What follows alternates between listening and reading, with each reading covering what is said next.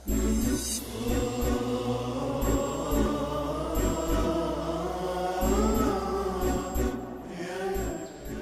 کا political concept کیا ہے، پولیٹیکل ویژن کیا ہے، پولیٹیکل فلسفی کیا ہے، پولیٹیکل پرنسپلز کیا ہے، پولیٹیکل ایتھکس اور مورلز کیا ہے، یعنی علی کی پولیٹیکل سائنس کیا ہے۔ علی کی پوری اکنامکس ہے، علی کی ایک سوشیالوجی ہے، علی کا پورا ایک مورلز اور اخلاق کا پورا نظام ہے، تعلیم اور تربیت کے اصول ہے علی کے پاس۔ ہم بیگانہ ہیں اس سے، ہم بیگانہ ہیں، ہمیں نہیں پتا ہے، کیونکہ بیگانہ ہے ہم شیعہ سیاسی طور پر تقسیم ہے، پھر مولا علی کے پرچم تلے نہیں ہیں، کوئی پیپل پارٹی کے پرچم تلے ہیں، کوئی نون کے، کوئی کاف کے، کوئی لام کے، کوئی میم کے، ہم اکٹھے نہیں ہیں۔ 5 کروڑ شیعہ اگر مولا کی ولایت کے پرچم تلے اکٹھے ہو جائیں، کیا پاکستان کو کوئی ابن زیاد ہمارے لیے آج مسئلہ پیدا کر سکتا ہے؟ نہیں کر سکتا، نہیں کر سکتا۔ یہ ممبر سے بیان ہونا چاہیے تھا، ہمارا قصور ہے، ناصر کا قصور ہے جو 19 سال کم پڑا ہے، میں نے نہیں بیان کیا ہے، یہ ہم نے نہیں بیان کیا ہے۔ یہ آل محمد کے سیاسی اصول، ان کی پولیٹیکل سائنس، ہمیں لارڈ بیکالے کی پولیٹیکل سائنس پتا ہے، ہمیں وہ پولیٹیکل سائنس پتا ہے جس کی اساس اور بنیاد لبرلزم ہے، سیکولرزم ہے، وہ ہمیں پتا ہے، لیکن آل محمد کی پولیٹیکل سائنس کا ہمیں علم نہیں ہے۔ آل محمد چونکہ صاحب ولایت تشریف ہے اس لیے انہیں مارا گیا ہے۔ جب میں کہتا ہوں اشہد ان علی ولی اللہ، میں دنیا کے تمام نظاموں سے بغاوت کا اعلان کرتا ہوں۔ اس کا معنی یہ ہے کہ میں سیکولر نہیں ہوں، لبرل نہیں ہوں، کمیونسٹ نہیں ہوں، سوشلسٹ نہیں ہوں، کمپرسٹ بھی نہیں ہوں، میں ولایت کا ماننے والا ہوں۔ میں ولایت کا ماننے والا ہوں۔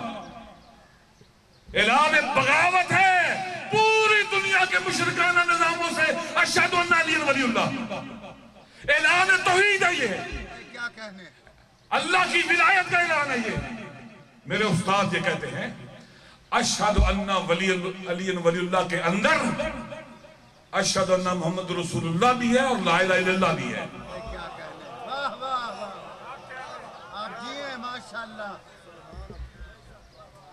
دوستو غور سے سنو میری بات، یہ آل محمد کی ولایت کا نظام جس کی دنیا منتظر ہے، آل محمد کا جو پولیٹیکل کنسیپٹ ہے اس میں دین اور سیاست اکٹھے ہیں، دین اور سیاست جدا نہیں ہیں۔ سب سے پہلے دین اور سیاست کی جدائی کے نظام کے ساتھ جس نے جنگ کا آغاز کیا وہ میری شہزادی سیدہ کونین ہے۔ سقیفے میں دین اور سیاست کو جدا کیا گیا تھا۔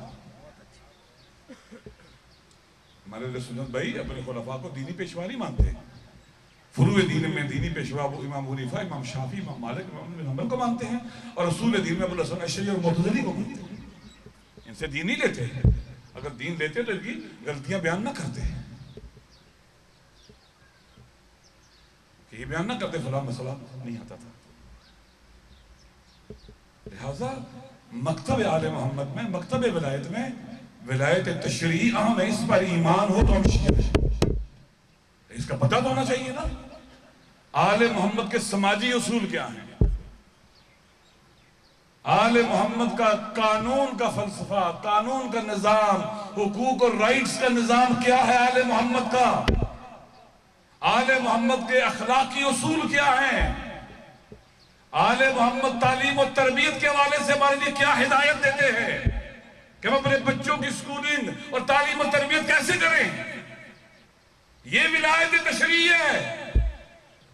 جناب ثانی زہرا نے اس جنگ کو کربلا سے نکالا اور اسے آفاقیت بخشی، اسے زمین اور زمان کی قید سے نکالا میری شہزادی نے۔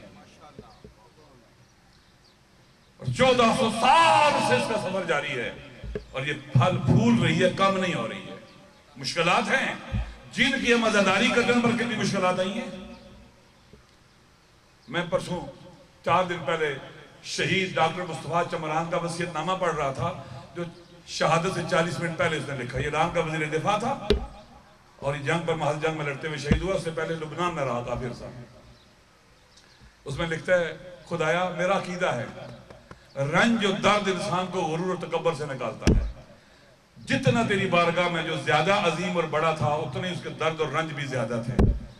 دیکھنا خدایا میرے علی کو جو دردوں کا خدا ہے، اور میرا حسین جو درد اور غموں کے سمندر میں غوطہ ہے، اور میری شہزادی ثانی زہرا کو خدایا دیکھنا وہ دردوں کی پیغمبر ہے۔ اس راستے میں مشکلات آتی ہیں، سختیاں آتی ہیں، جن کی عزاداری ہے ان پر کتنے مصائب آئے، کتنی مشکلات جھیلی۔ 12 میں سے 11 امام شہید ہیں، 63 سال کا امام بھی شہید ہے اور 25 سال کا امام بھی شہید ہے۔